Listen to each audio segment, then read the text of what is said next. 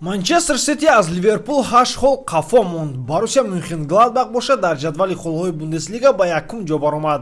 Барселона Севильяро мағлуб сохт. Суарес голи беҳтарин зад. Дар Италия бошад рақобат байни Интер ва Ювентус гузашт. Инҳо ва дигар хабарҳо дар видеои имрӯза. ин видео бо ёрии 1xbet сохта шудааст. дӯстони мо аз 1xbet коэффициентҳои баланд ва бонусҳои гуногунро пешниҳод мекунанд.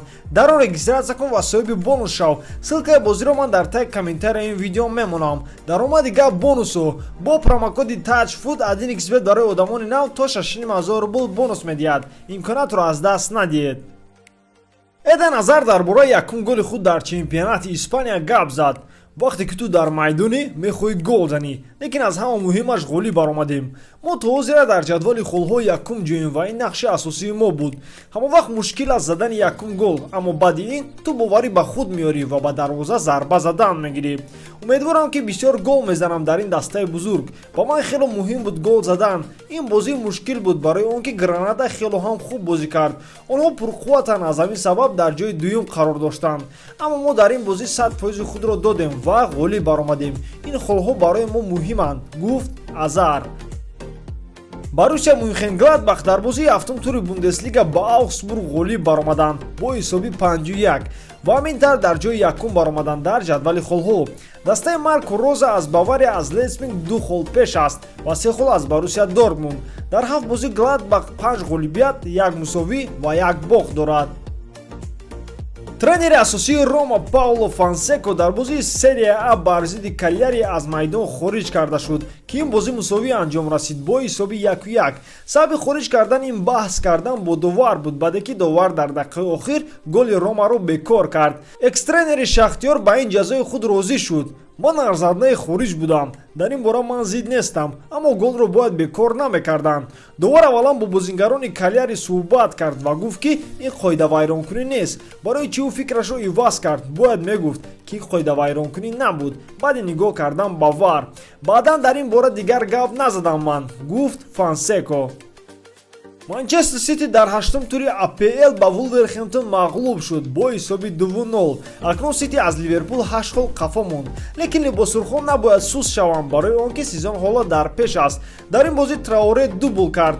тренери асосии Сити Гвардиола ин ҳолатро ин хел комментария дод: ин рӯзи хуб набуд барои мо. мо бозиро хуб сар кардем ва мехостем саброна бошем, аз сабабе ки медонем чӣ хел онҳо хуб ҳимоя мекунанд. мо ду маротиба ба онҳо иҷозат додем ки ҳамлаи тез кунанд. камтар ташвиш кашидем. ба ғайр аз ин на он қадар момент сохтем. мо барои ҳамлаи тез кардан мушкилӣ доштем. онҳо ҳимоя карданд, пасҳои ҳавоӣ доданд, боз ба ҳимоя баргаштанд. баъдан ба ҳамлаи тез мебароянд. Вулверхэмптон аз ҷиҳати физикӣ хело хуб тайёрида буд. онҳо бо қувватанд ва медонанд ки аз дасташон чӣ меояд. мо аз сифати қавигии онҳо бохабар будем ва медонистем чӣ хел онҳо гол мезананд. мо тайёр набудем ва тез-тез тӯбро гум мекардем. мо ҳамагӣ ду момент доштем. якум ин зарба ба штанга, дуюм ин бо иштироки Бернарду Силва, лекин дар ин ҳолатҳо рақиб хело хуб бозӣ кард. мо нақша дорем ки баргардем ва рақобат бандем, гуфт Гвардиола. дар бозии 8-ум тури Ла Лига Барселона дар Камп Nou ба Севилья ғолиб баромад. ҳамаи саволҳо дар бораи ғолибият дар байни якум тайм алайкай ҳал шуда буд. дар он байни дақиқаҳои 27 то 35 ба дарвозаи меҳмонҳо 3 гол зада шуд. ба қайд мегирем голи беҳтарини Луис Суаресро. бозингари уругваӣ ба дарвозаи рақиб қайдчӣ гол зад. ҳамин тавр якум голро дар ин сезон Усман Дембеле зад ва ду паси головаро дар ин бозӣ Артуро Мело дод. нуқтаро дар ин бозӣ Лионел Месси монд ки он ҳам якум голи худро зад дар ин сезон. бале, боз як голи дигар аз зарбаи ҷаримавӣ. лайк мон агар аз баргаштани Месси хурсанд бошӣ. дар охири бозӣ Барса 9 нафара бозӣ карданд. корти сурхро Усман Дембеле ва Роналд Араухо гирифтанд. охирон бозии ҳафтум тури серия Аро ду лидери ҷадвал ба анҷом расониданд: Интер бо Ювентус. дастаи Антонио Конте дар 6 тур ягон хол аз даст надода буд, аммо дастаи Турни Интерро шикаст дод. голро дар бозии Пауло Дибала кушод ки ин якум голи ӯ шуд дар ин сезон. ҳисобро бо зарбаи 11-метра Лаутаро Мартинес баробар кард ва дар 80 дақиқа голи ғолибиро Гонсало Ҳигуаин зад.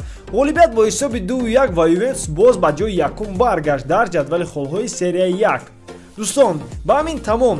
дар канали Футбародарон обуна шав, ба зангулача зер кун ва якумӣ шуда аз хабарҳои футбол бохабар мешавӣ.